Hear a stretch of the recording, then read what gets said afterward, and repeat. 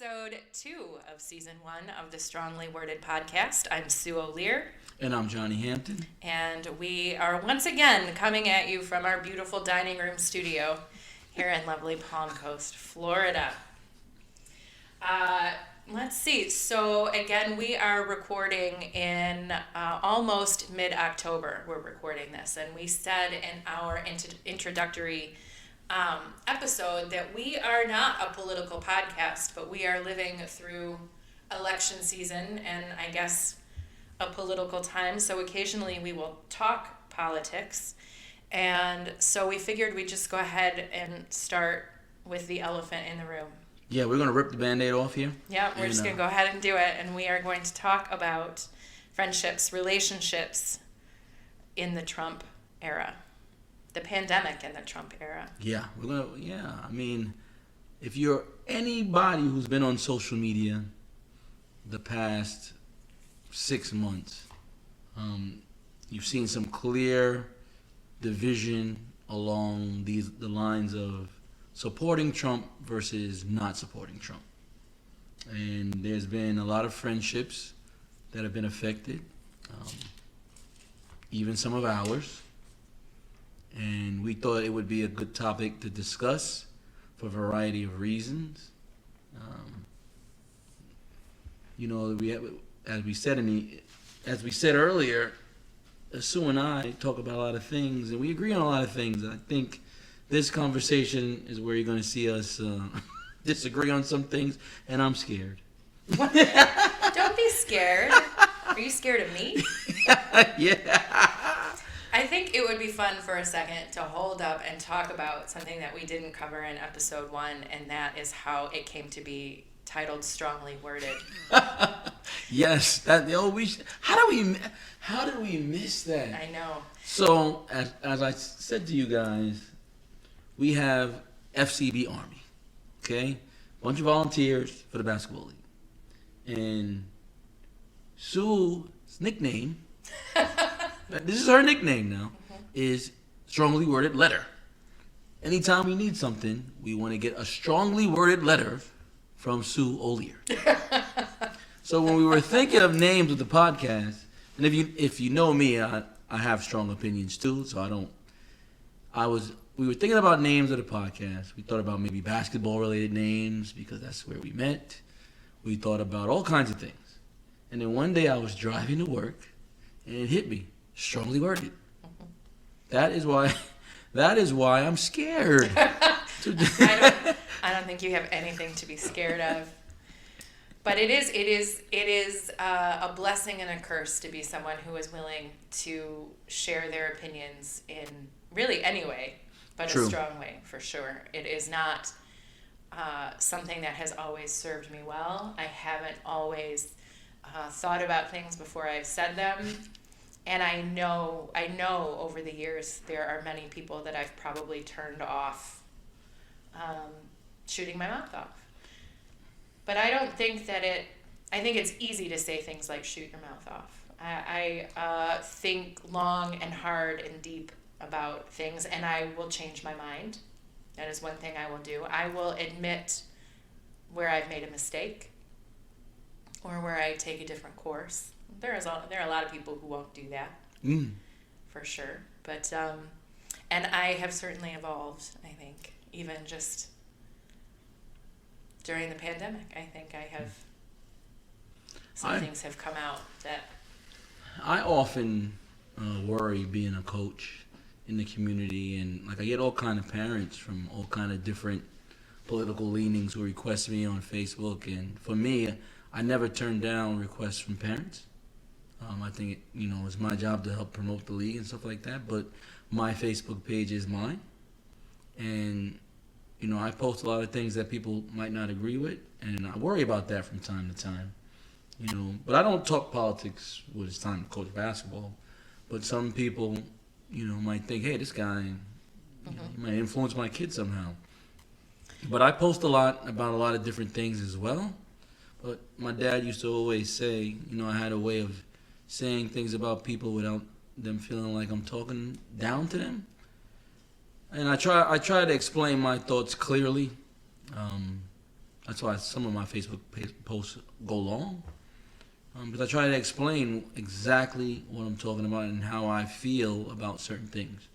And when it comes to Trump, there's no other way for me to look at it except through the lens of me being a black man.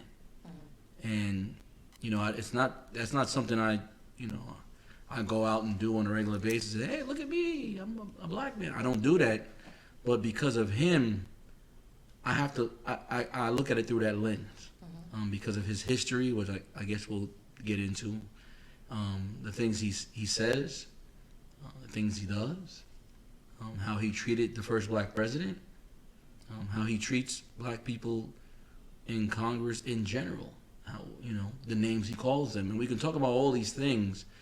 And I sometimes feel like some of my friends don't understand what I'm talking about, and in some ways they shouldn't, because some of the things he's doing are what I would call a racial dog whistle, which only I can hear.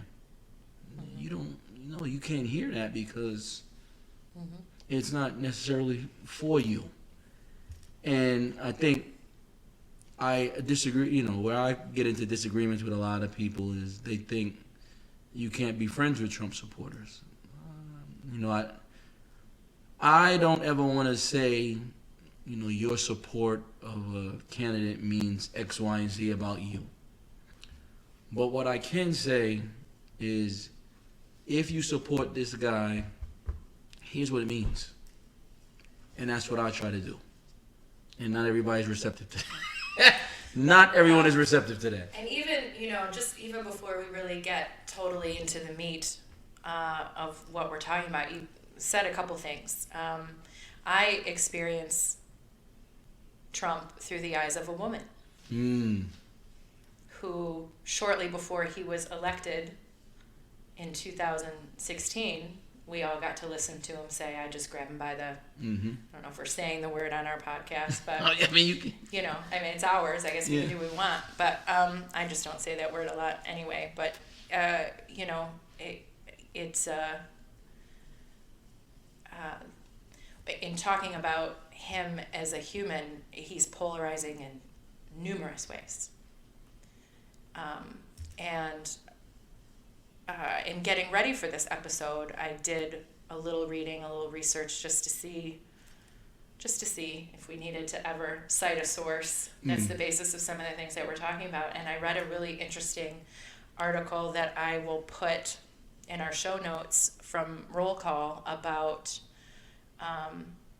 the levels and the depth of the polarization and people trying to figure out if they can be friends or not is just at every level. It's people around the dinner table. It's people at happy hour. It's people in D.C. It's our politicians, our up-and-coming, the interns, the staffers, where they used to be able to clock out and go meet each other at the bar and have a drink no matter what side of the aisle they came from. They're no longer able to do that. And this article that I read took the slant that some of it had a lot to do with the Trump era sort of taking away manners. You can say things, that. So I'm going to jump in here because when I think of this, what you just said, I think of local school board member who wrote an article. I'm not going to mention the name because it's, I work for a school, but she wrote an article, and this school board member I actually like. So I'm not even trying to slam her. Like, I used to go to school board meetings. I've seen her speak. I like her a lot. I follow her on Facebook. That's how I know she wrote this article. She wrote an article in one of our local papers here after Trump got elected saying, now that Trump's elected, we have to hold him accountable. Now, she didn't say she voted for him. I don't know which way she voted. I can't assume that. But I took offense to it. And I let her know. We had a conversation about it. Because I said, no, you don't hold him accountable after he's elected. You hold him accountable during the election and you withhold his vote. When you voted for him, someone who, during the campaign, mocked a disabled person, among many things, who had that Access Hollywood tape. When you vote for someone like that, you are validating his actions. You can't roll that back now. Right. And that was right after the election. I said, how could you? And what offended me, you're on the school board. Mm-hmm. You don't hold a bully accountable after he bullies someone. Like, you don't do that. We've already given him carte blanche to say what he wants because millions of people voted for him. And I don't know how that's hard to believe. There is no surprise. Like, sometimes I feel like I'm living in a different country because I spoke to many people. I have a lot of Republican friends from different colors, different backgrounds, different genders, everything. And I said to them, he's elected. People are going to act wild. Mm-hmm. Oh, what do you mean? Look at the stuff he's saying.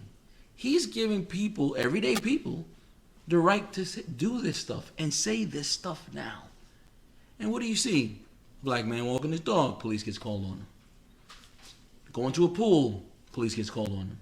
You shouldn't be here. These are the things that this man has allowed because of how he speaks, because of the disrespect, because of the lack of manners, as you say.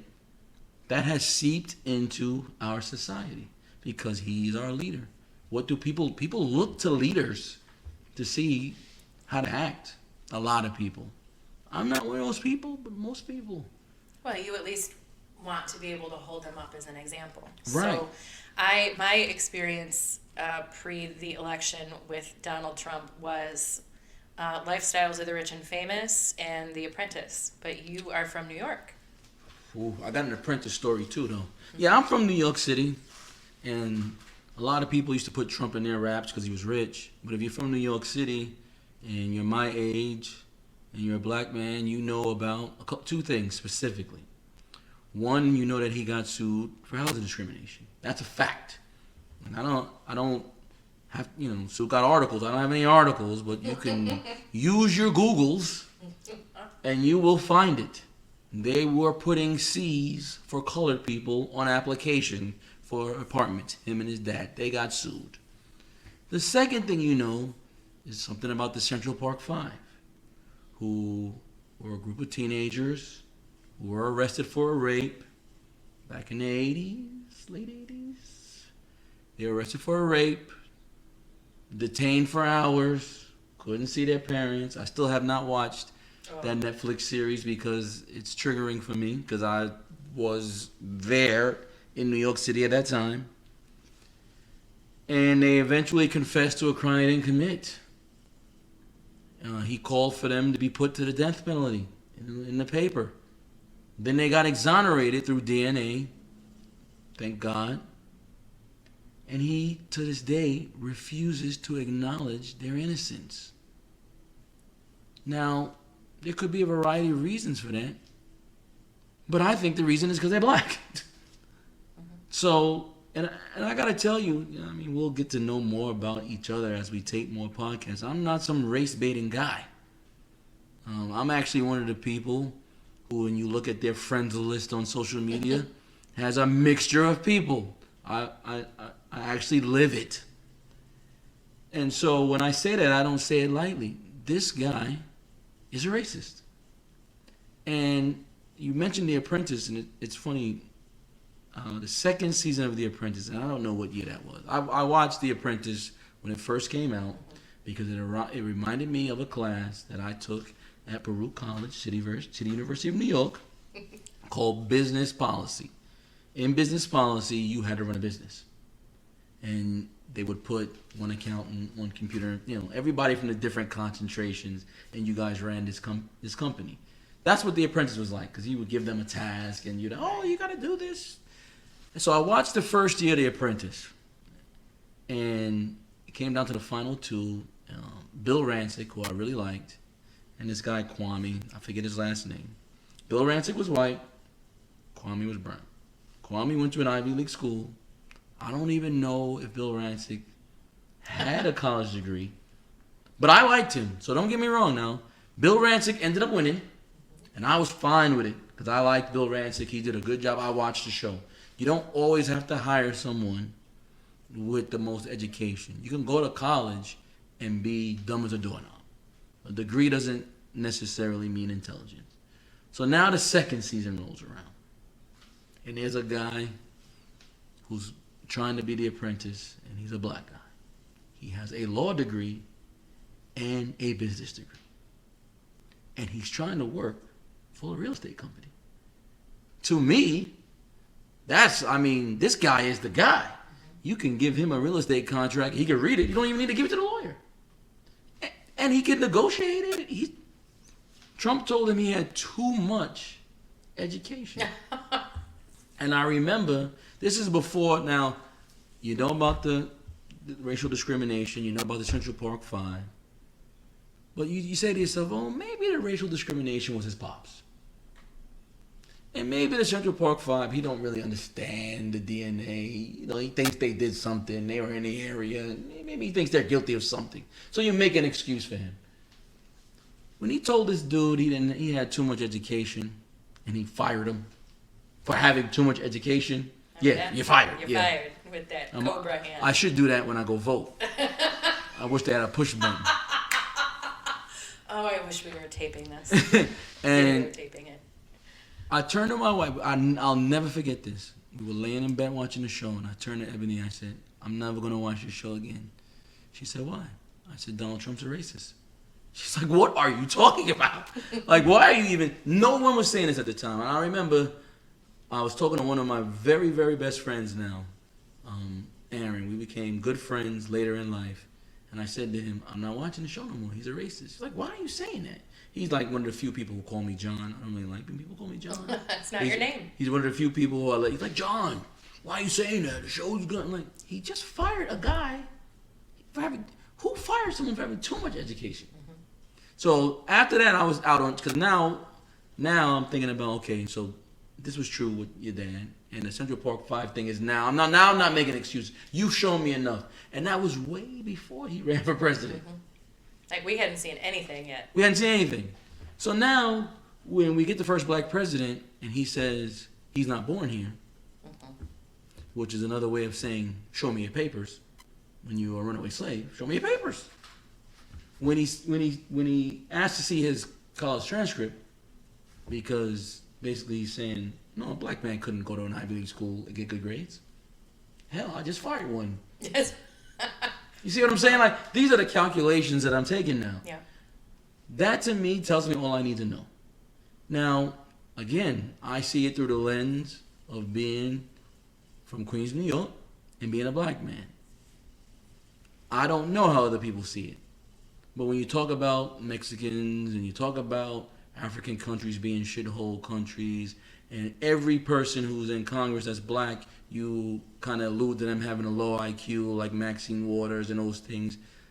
I'm adding all this up, and it tells me that you're a racist.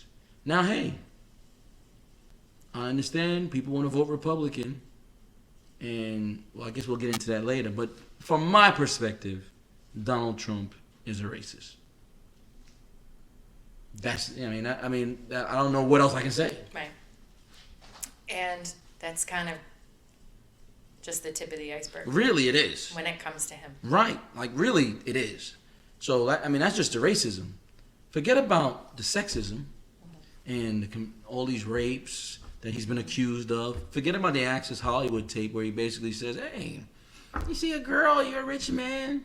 Move in. Just move in. Mm-hmm. Like, who teaches their kids this?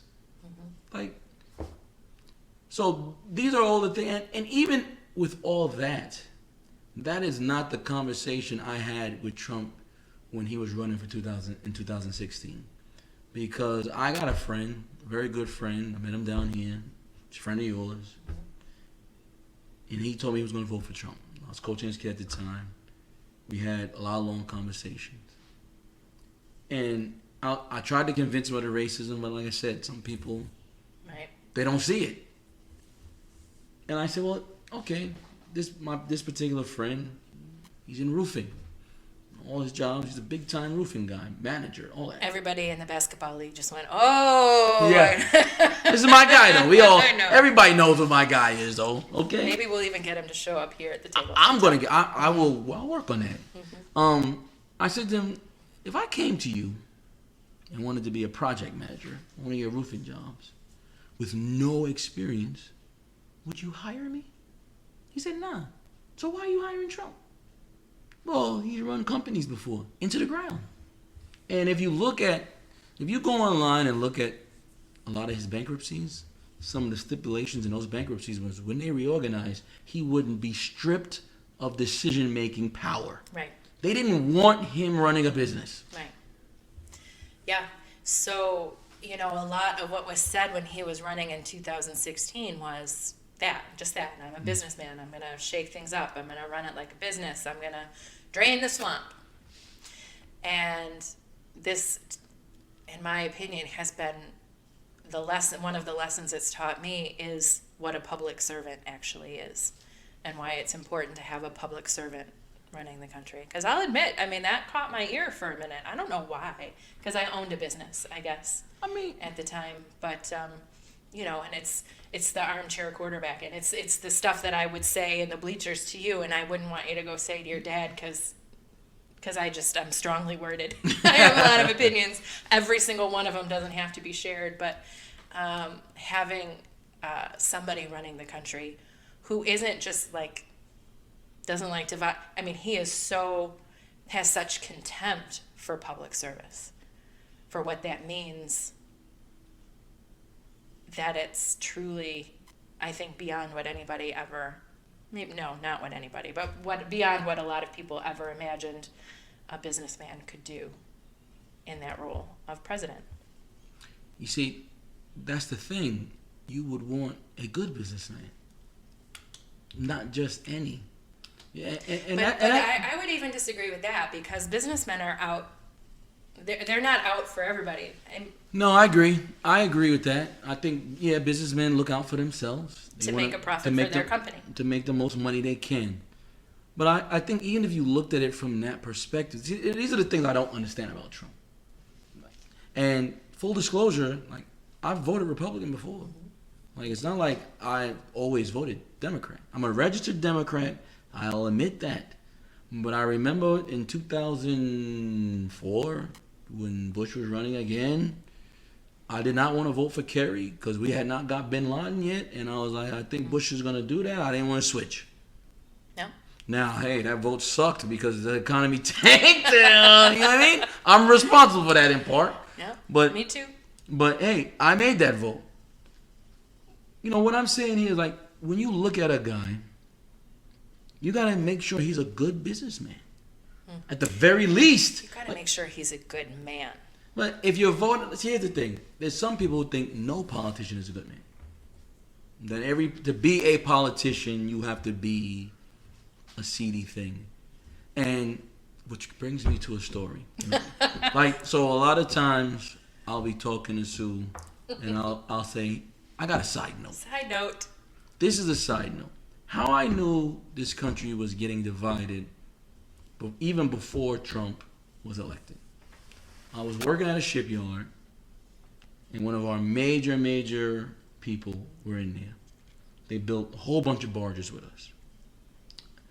And it was during the election, 2008, getting close to the election. And I'll never forget, it's important for the story. I won't always tell stories like this, but this is important for the story. I'm a black guy. I'm talking to these two older white men who own this barge company. And I talk with them all the time because I was the controller and, hey, they update on your project, here the cost, this and that and the other. They loved me. Oh, Johnny, you're great. Obama was running. And at that time, I got to be honest with you, I didn't even know if I was going to vote for Obama.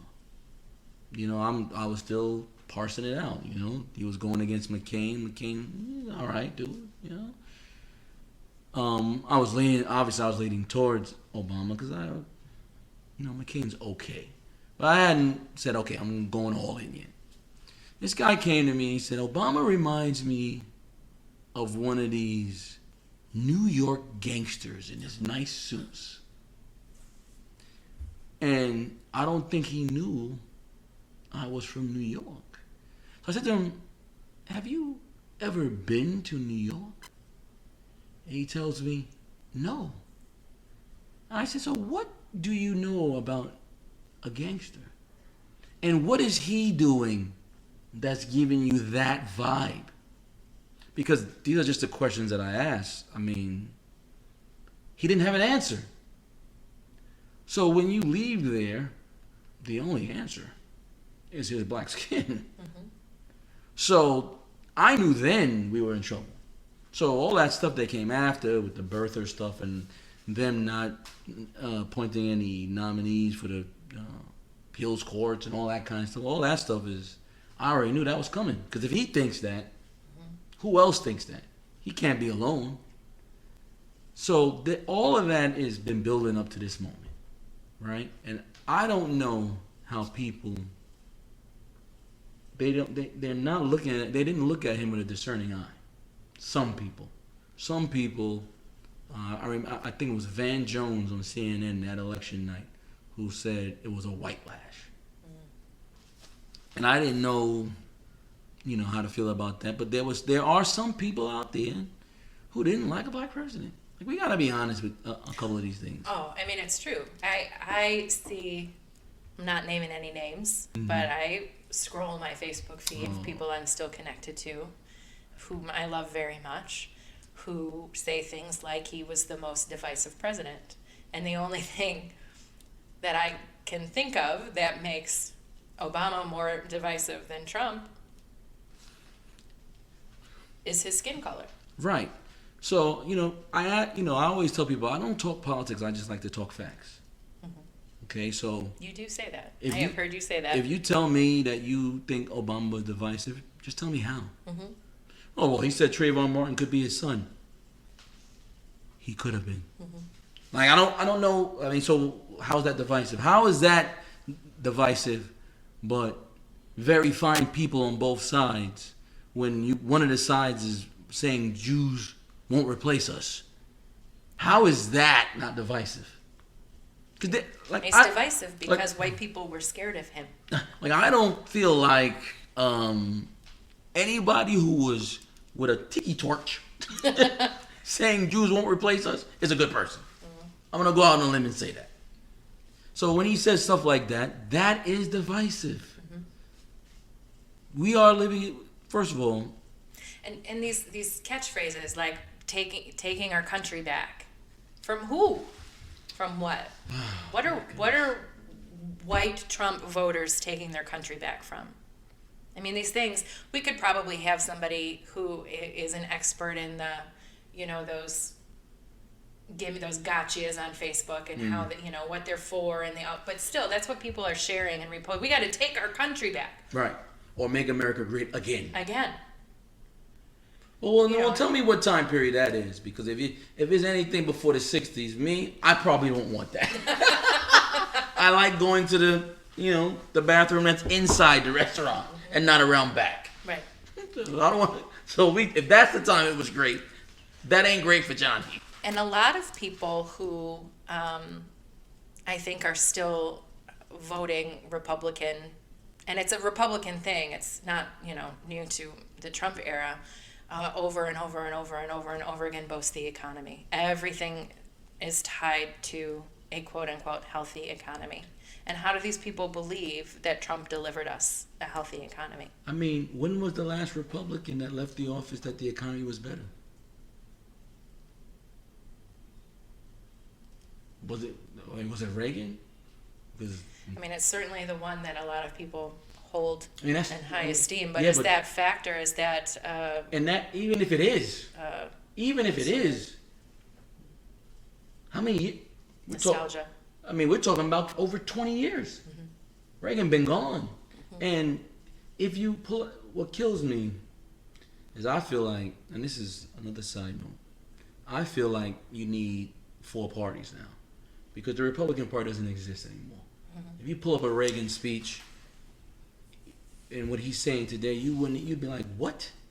Doesn't exist. Mm-hmm. And I think in certain instances, the Democratic Party, they need, I think AOC and them need to get their own thing going, and push, because I don't know if anybody wanted Joe Biden. I don't know that anybody wanted Joe Biden, but what you have to encourage people to remember is he's one of a lot of people that we're voting to replace or restore or renew. I will celebrate the day that Betsy DeVos has to turn in her key. It's funny. The first thing me and my buddy that I talked about after the election, he came to me. He said, "Who is this DeVos chick? She's terrible. Hey, you bought that, son. Mm-hmm. You bought that." He's got a lot of opinions on people from Michigan. He commented on, DeVos is from Michigan, but he had a comment about Big Gretch. And I forgot to ask him about it and I saw him and I forgot to ask him about it. We were supposed to talk about that. Mm-hmm. But bringing it back to just the friendship thing. Right. That's our actual topic. Right. It took us 36 minutes to introduce the topic. Now let's talk about the effect on relationships. I have lost some friends over certain comments, and you have too. In different ways, though. Okay? In different ways. I had a friend, I use the term loosely because I always say a friend is someone you've eaten dinner at their house. Mm-hmm. But this woman, I worked with her for a while, and she was a nice person. And she one day posted this thing on Facebook, and it was like one of those things you copy and paste from someone else. I'm voting for Trump, America, blah, blah, blah. If you believe, vote like this too. And all I did was I simply said, okay, what do you say to a friend like me who's a black man about the rhetoric he's been using? What do you say? And then the next day I was deleted. Mm-hmm. She didn't respond, which tells me I'm not a friend because you didn't respond. Mm-hmm. And I don't make blanket statements. I got friends I even got a friend on my Facebook. He kind of supports some things Trump does, and he's a black guy. And I don't call people racist that vote for Trump. I don't do that. But when I had a conversation with my friend, what I did tell him, and I tell anybody who wants to listen to that, voting for Trump is hurtful to me. And here's why. I'm a black man. I feel like he's a racist. And there has been enough proof to me that he is a racist. And if you continue to support him, it means you're okay with the racism as long as you get what you want. And you got to eat that. Like, we all make decisions. And when you make decisions, you got to live with the consequences. And while one of my consequences is not going to be to label you a racist, I am going to say you're okay with his racism because that's what it is. And you got to eat that. You got to eat people telling you that. And it doesn't mean we can't be friends, but I'm going to let you know how I feel about it and let you know that it's hurtful and let you know that I feel like you're putting my family in jeopardy. I am so happy that I have not been in Walmart or anything like that, and someone tried to roll up on me with their Trump stuff and card me and say, what are you buying or why are you in this neighborhood? Because I probably wouldn't have a job. Mm-hmm. Because that is going to turn ugly and I'm going to go viral. But I'm not going to go viral for taping a person and saying, look at this guy. I'm going to go viral for beating them up. Because I can't deal with that. And that's what we've been dealing with for the last 4 years. But specifically now, this ramp up to November 3rd, we've all really, at least initially this year, we were stuck at home. Right? We were stuck at home. So we saw with our very own eyes things unfold that perhaps might have landed differently if we were all still at school and work. And, that seems like we're arguing at a different, kind of a different level than we were going into 2016. Well, no, it could be because it's a lot more serious. It's a lot more serious. And this is where I think that we might be approaching our disagreement. Yeah. Because you and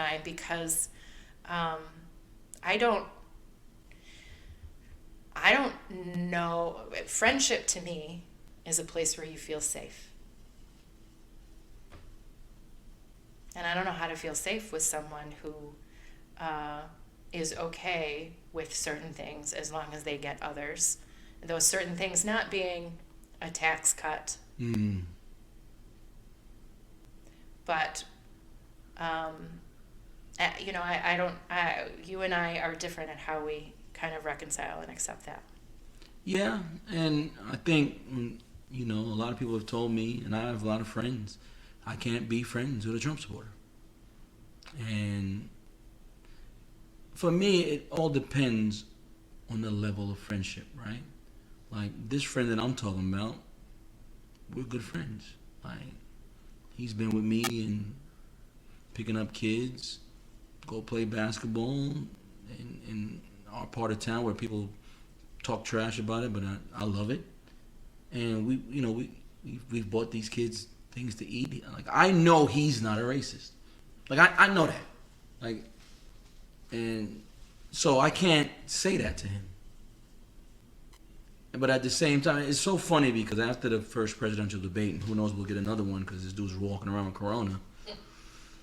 He had a couple of answers, and everybody is so focused on him not denouncing white supremacy, which, that's a big deal. But his answer on, FBI racial sensitivity training was more alarming to me. Mm-hmm. Because he made it seem like just that training alone was racist. I mean, he indicated that, what they were doing, they were making, it was a role reversal. It was like they had no rights. Yeah, no kidding, man. They were trying to teach them about white privilege and how sometimes black people feel like they don't have no rights. And he's like, no, we need to get back to the values of our country. So how is having racial sensitivity training against the values of your country? Like, once that happened and that debate happened, it was kind of like, it's like a changing point for me in terms of just how I speak about this whole thing. Because if you can see that and still say, I'm going to vote for this guy, it's tough to reconcile. And I remember my wife texted me like, how are you going to manage these friendships with people who vote for Trump after last night? And I told her, I don't know. Because I don't know. Because it's crazy. It's crazy on a lot of different levels because the racism is blatant and hugely important. Mm. Tomorrow we begin, I think, a hearing for a Supreme Court justice that not only the ones he's packed in all the lower courts, mm-hmm. right? But now, SCOTUS is going to be someone who could take a lot of rights away from our women, from our LGBTQ community, from people who need health care.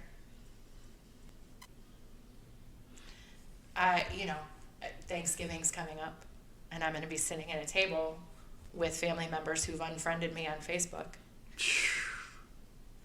And with some kind of, with a degree of, the spirit or the attitude I'm talking about, like when that sort of, I don't even know how to describe it, like enjoy the needling, mm-hmm. Because they're the ones in power right now, so they can enjoy that needling. And how do you not draw a line? Or where do you? I mean, that's a good question. I mean, I don't know. I just don't, man, I'm glad I don't have the family member problem. I might be at your house. Yeah. I don't know where you draw the line. But there's a clear morality line there. And you got to see that. Mm-hmm. you got to see it. And, I think sometimes we can say what we can about the friendships, but these families, these blood relations, I mean, I'm not going to stop loving my mom and dad. No. I would never want anything. And I should go back and say disconnecting from some people, I think was their way of us being able to still be connected, if that makes any sense. Because, there was a time before, I feel like social media in a lot of ways, what was better when we didn't know what people really thought and we could all still have a polite dinner together, or now that in this age of social media where every last thought can be broadcasted and now you know who you're dealing with? I think it's funny. Like, I think for me, I think you always knew who you were dealing with, though. You see what I'm saying? Like, I don't think social media has changed the landscape for me. I just think people are now saying what you already knew they felt. It's probably a difference between you and me. Right. I think I think the thing I like the most about the social media era now is that people are understanding that when a black person says, hey, systemic racism, and people used to say, oh, you're always complaining about the man. Now they see it. Mm-hmm. And I said, so that's a good thing that's come from it, Mm-hmm. So we touched on it earlier, and I have lost friends in different ways or connections in different ways based on some talk on Facebook or social media. And it's something I've heard on all sides, that people say that people are demanding is tolerance for other people's views. And I have said things that would lead people to believe that I am not tolerant of their views, even though my actions might have been otherwise. Even though I might, be friends with somebody where we've never had a conversation about politics. Look, my best friend in North Carolina and I do not see eye to eye on a lot of things, and we have made that decision to not talk about it right now and not let it, because so much of our friendship has stemmed out of so many different things. I mean, we were close for different reasons, and it's kind of like you and your friend. Mm-hmm. But at what point, and it kind of goes back to you saying something, I'm paraphrasing, that we knew what we were getting, people who voted for Trump knew what they're getting into. Right. But, how much are we supposed to be tolerant of? And so I will own it. I have said things that have lost connections with people because I have made the blanket statements. And the morning after, I don't even think it was the morning, was it the morning? I don't know if it was the morning after or not. I said, after the presidential debate, if what happened last night, I don't even know how I said it, doesn't infuriate you, mm-hmm. you're a racist. Right. And I think, my thing is, if you feel like someone's being intolerant, you should at least give them a chance to have a conversation about why you think they feel that way, and so they can explain to you the way they feel. And if you don't have that conversation, aren't you in fact being intolerant? Well, there you solved it. I mean, I know. I would agree with that. So if you come across something that says, "Hey, if you hate Trump, you hate America," I'd like to have a conversation about that. Mm-hmm. I'm not just going to delete you. Why would I hate America? Why do you feel that way? Oh, you feel that way? Well, here's how I feel. Now, we can either agree or we can agree to disagree.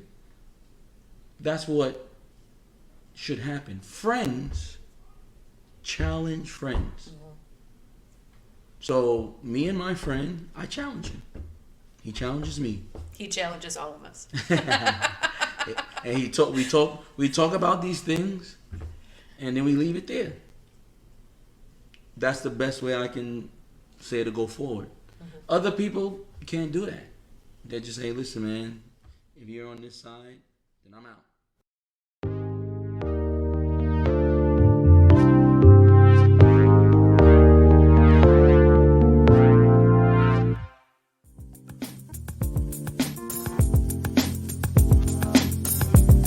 The Strongly Worded podcast is brought to you by the good folks at the Flagler County Basketball Program. For high-quality, community-based youth basketball, you don't have to look any further than the Flagler County Hurricanes. Open to young people 8 through 18. Season starts November 7th. Sign up now at flaglerhurricanes.com.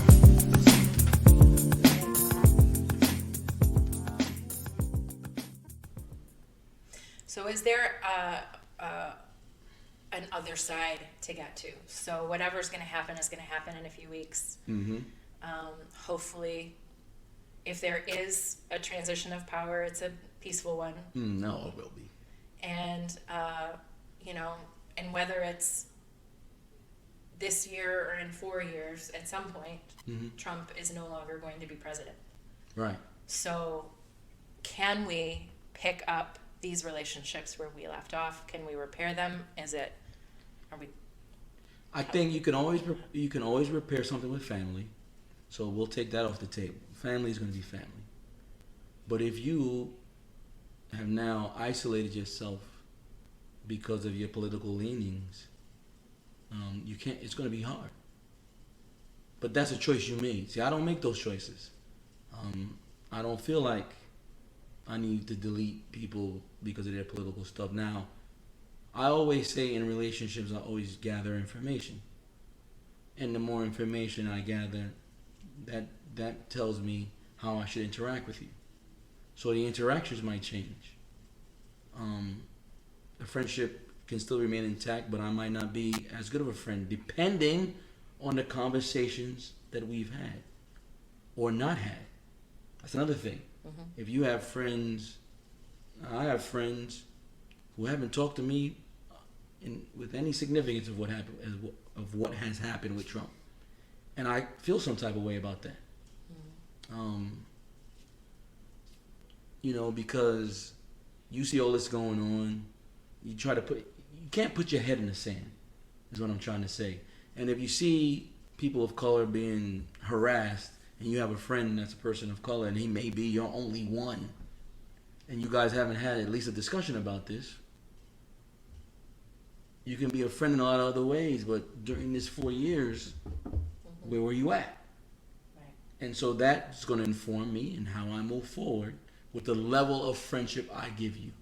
Because there's like a quote that I love. It's like, friendship is the purest form of love. You give it asking for nothing in return.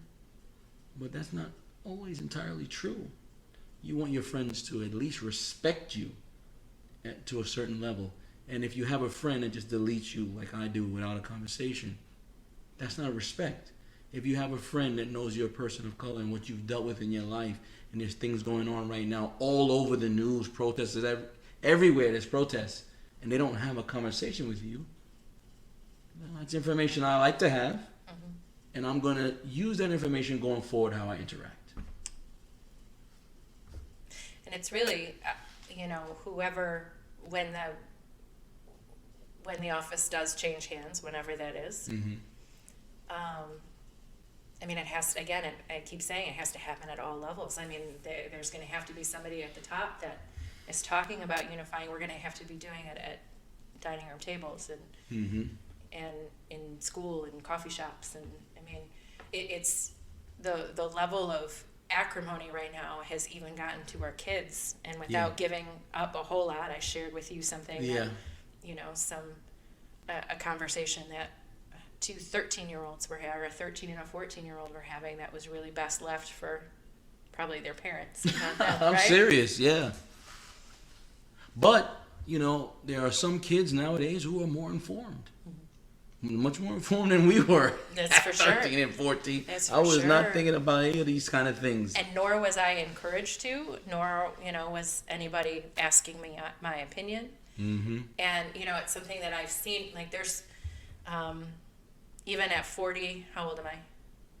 Did I just turn 47, I think? Yeah, at 47? I was not going to say your age. That's okay. I'm all right. I'm getting okay with it. I am still, even in my family, I'm still the kid. I'm the baby. I'm the young one. And I'm not living in the real world with my, some of my thoughts or whatever, some of my beliefs. But it's great. I guess I should want to hang out with him because I'm the youth when I'm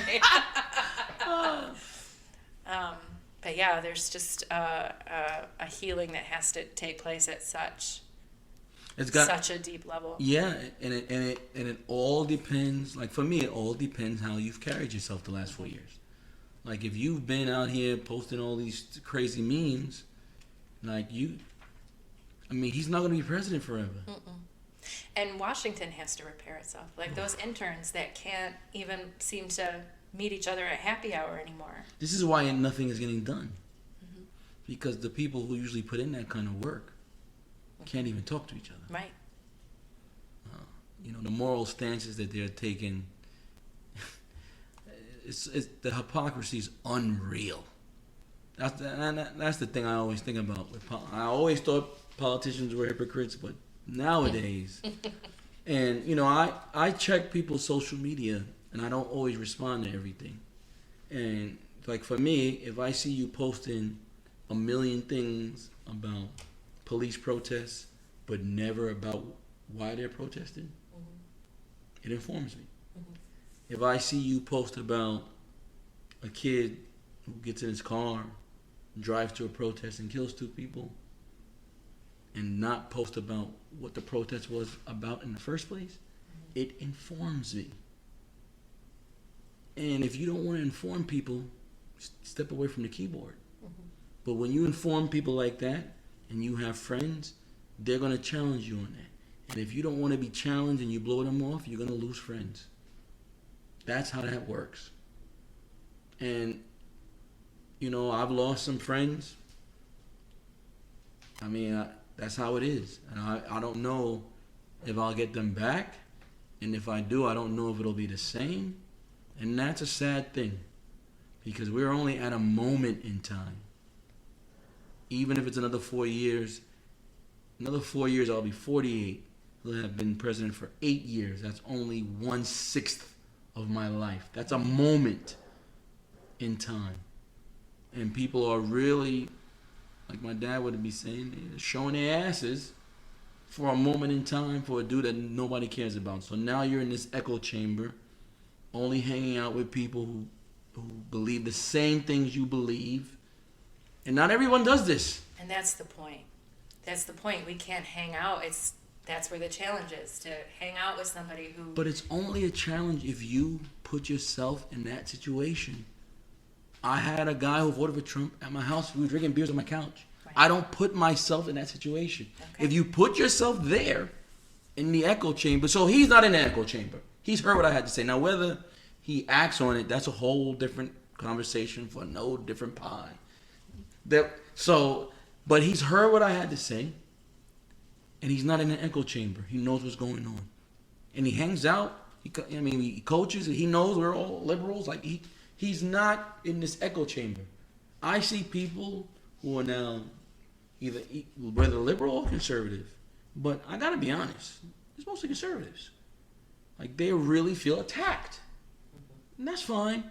But you're gonna get rid of all your friends who might have alternate opinions and hang out with the specific group of friends for your confirmation bias. Because that's where they, it's what I said before. I choose friendships where I feel safe.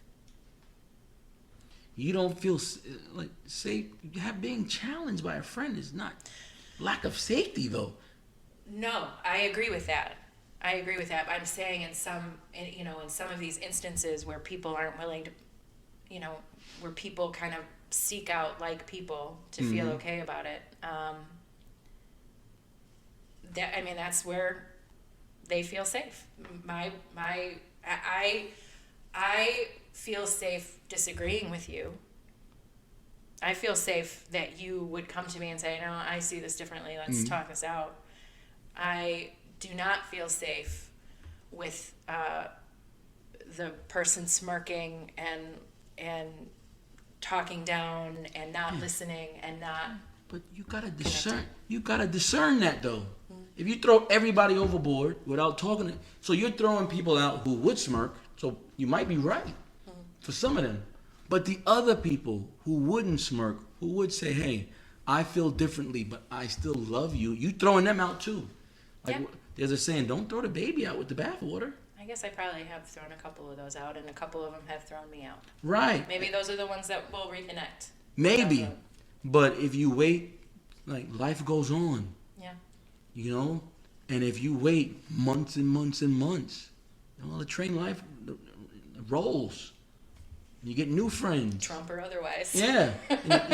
You hang out with different people, and now you don't have time for those people anymore. You know? You know? Well, maybe we're here for a reason, or we're here for a season. Yeah, there's some friends like that. I've had seasonal friends. I've had that. Yeah. So it'll be interesting. We, like we said at the top of the show, I don't think that you or I ever started out to make a political podcast. And we won't talk politics every week. Nah, not at all. But it's hard not to on October 11th, 2020. So I'm sure we'll have a little bit of it, but hopefully we'll be able to also come back and talk about what happens next. Yeah. All right. Well, we thank everybody for listening. You can find us at on our website at stronglywordedpod.com. You can find us on Instagram at stronglywordedpod. I think on TikTok we are also stronglywordedpod. Mm-hmm. Snapchat strongly_worded. Yep. Twitter strongly_worded P. The letter P. We had too many letters for Twitter. I couldn't make it all work differently. Please hold your jokes. Sometimes they write themselves. All right. Thanks for tuning in, and we will see you next time. The Strongly Worded podcast is written and produced by Johnny Hampton and Sue O'Lear. Music production and vocals by Marshall Max LaMont Hampton